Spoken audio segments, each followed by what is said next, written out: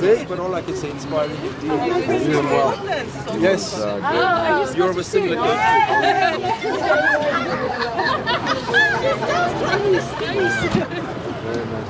Hi, George. How are you going? Great.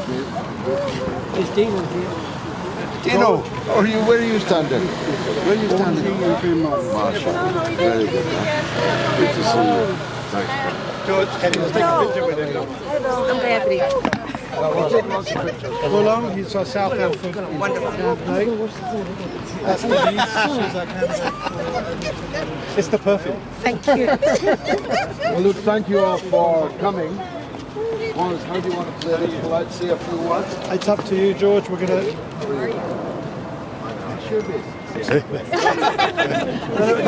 That'll be mine. How are you?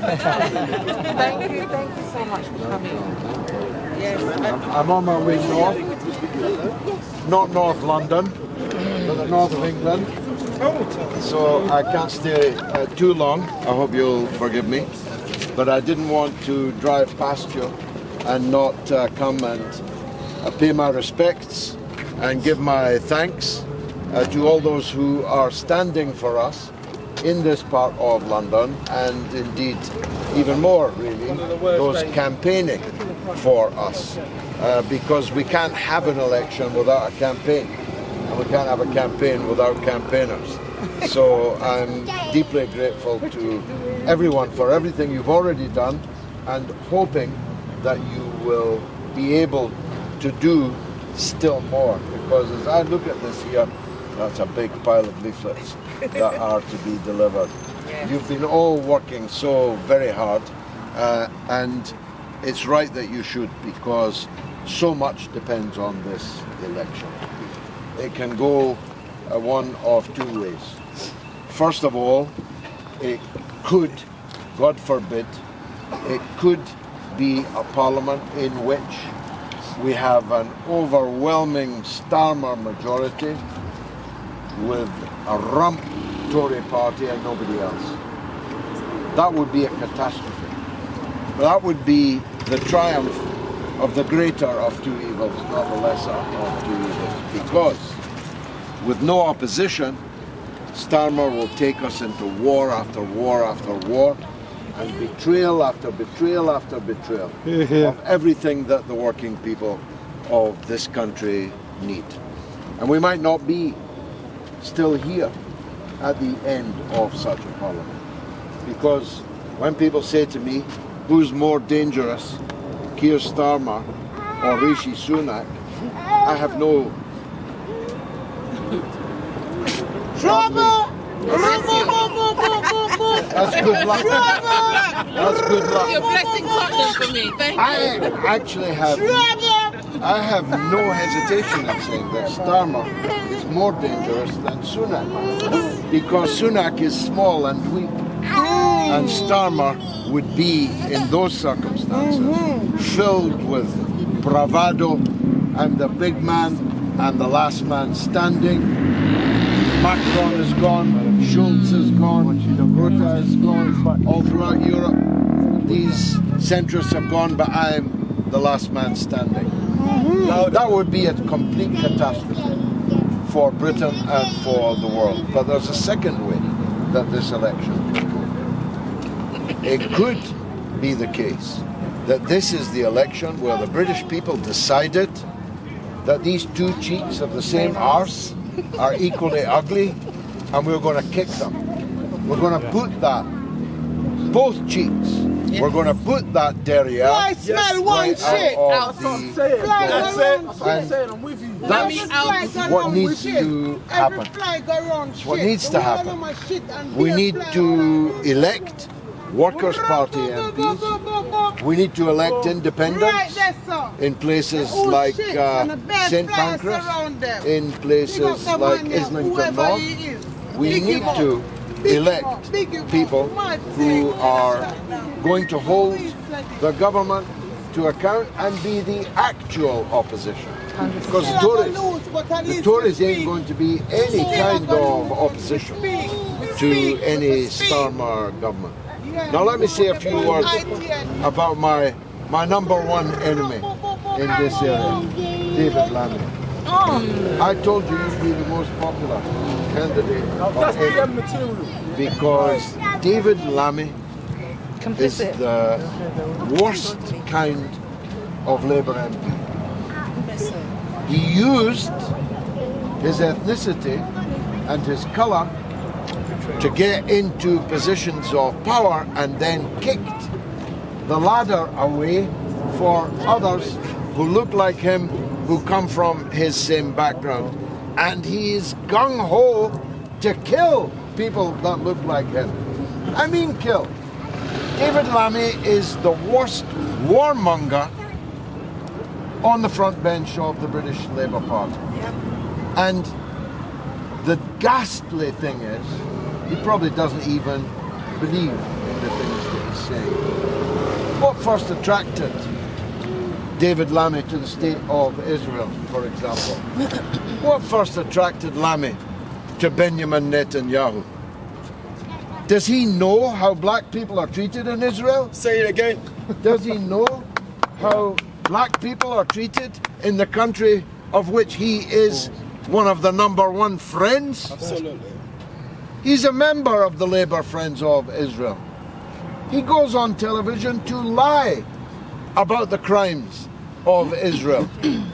He stands with the people who have murdered and maimed 150,000 inmates of a concentration camp who had nowhere to go, nowhere to hide. He stands with the criminals who are doing the murdering and lies about the people in the concentration camp.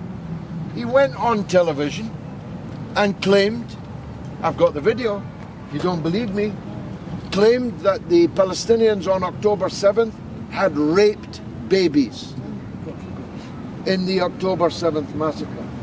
When in fact, everybody from the Times to the New York Times has debunked the allegations of sexual violence. There was plenty of violence, but the allegations of sexual violence were fabricated in order to manufacture consent for what came next.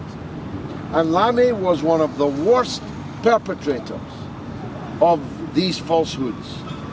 And so, I've known him a long time. As Shania Twain said, you don't impress me much. He never impressed me much, but look where he is now. He's going to be the token foreign secretary if Starmer were to win. And him and Starmer together will kill a lot of people. And there'll be a lot of people who come from the same ethnic backgrounds as him. But just as much, I despise Lammy because he's betrayed the people of Tottenham. Yep. He stood here, but he's hardly ever here. He's done virtually nothing for the people of Tottenham, and yet arrogantly expects them to vote for him because he thinks they've got nowhere else to go. But they do have somewhere else to go. Many of them. Yes. Many of them will actively vote against them.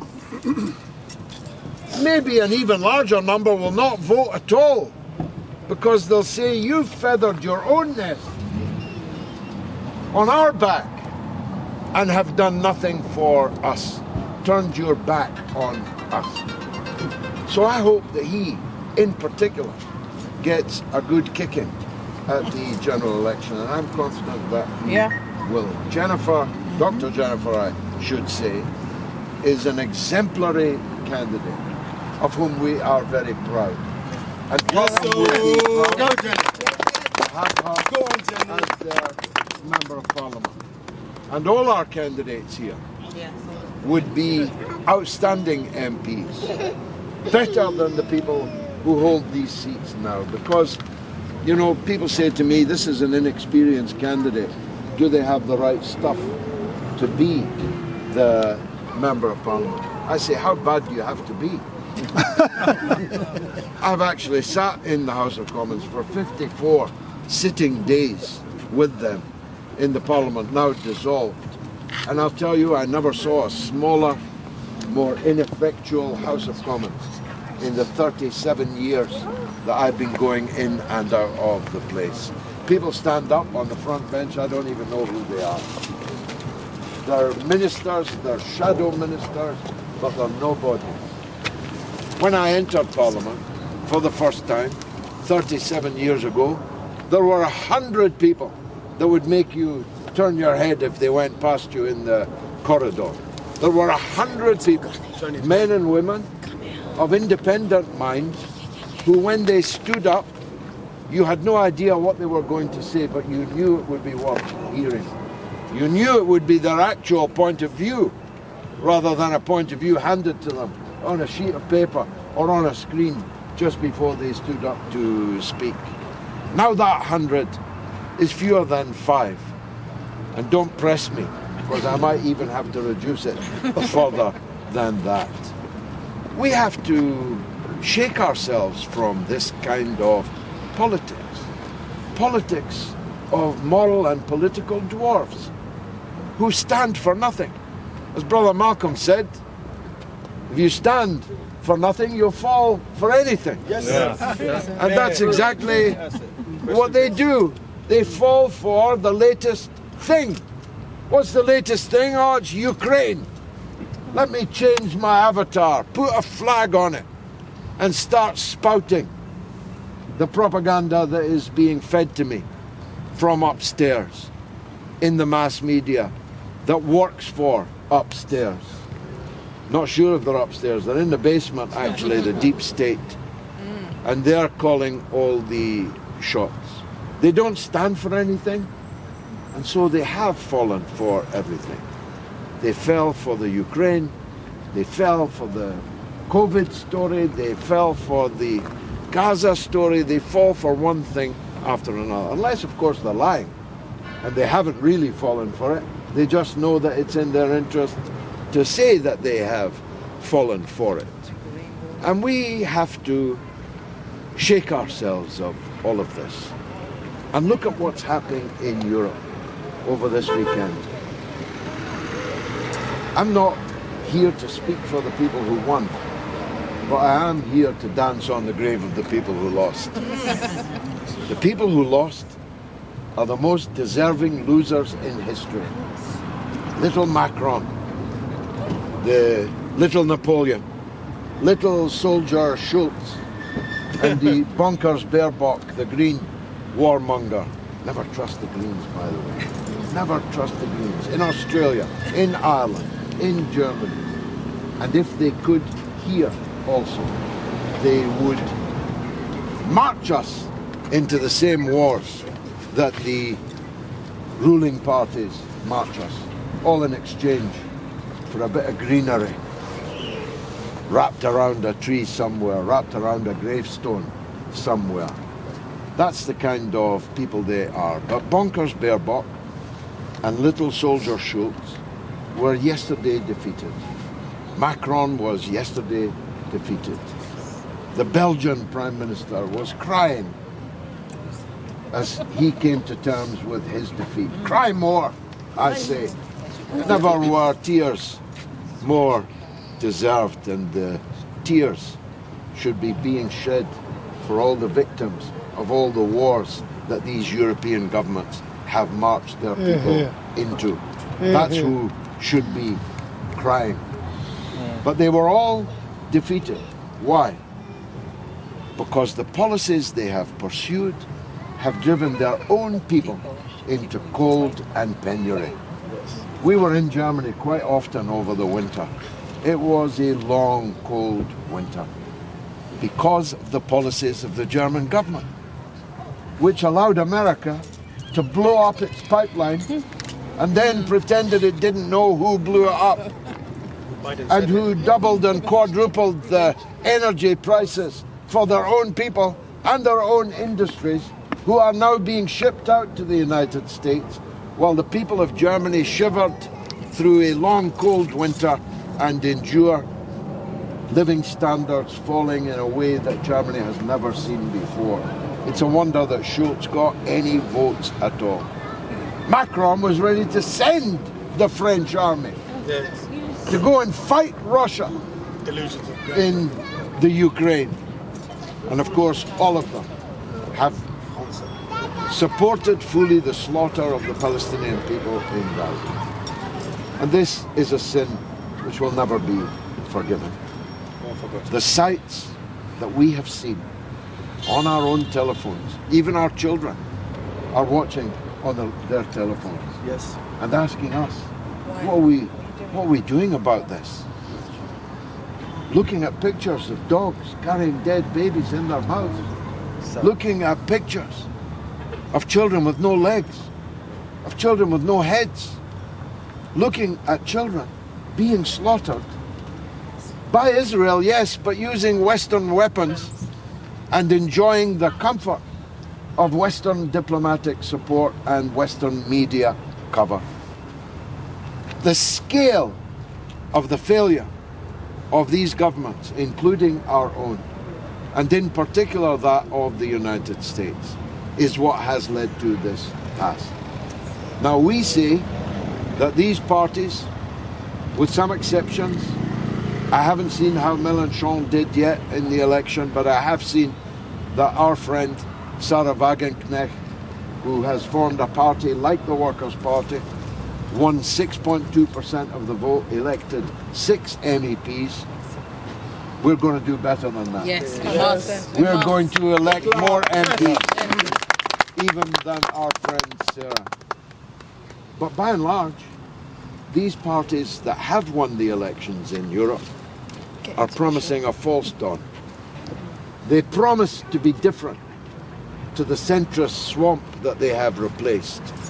But if Meloni in Italy is anything to go by, they'll be exactly the same. They say they're against the EU, they say they're against NATO, they say they're against war and sanctions on Russia. They never say they're against Israel in Gaza. They're all for Israel in Gaza. We believe that these people will also disappoint their electorates. But the joy is that all these criminal regimes in Europe took one hell of a beating yesterday. As Oscar Wilde said, on the death scene in Charles Dickens' Little Nell, you'd have to have a heart of stone not to laugh. Not to laugh at the tears of the Belgian Premier and the panic election called by Macron and the impending doom of the German government. So soon, within a few months, Biden will be gone, Sunak will be gone, Macron will be completely debilitated, if not gone, Schulz will be gone, the Belgians, the Dutch are all gone, and our job will still be there. It will be to fight for a proper alternative politics. And that begins on the 4th of July. So please, take our message everywhere you can. Tell people that I was here and that I'm asking for their support for all our candidates in North London. Yes. And we'll be here after the 4th of July too. We're not going anywhere. We're going to hold to account the criminals who rule us. Thank you. Thank you very much indeed.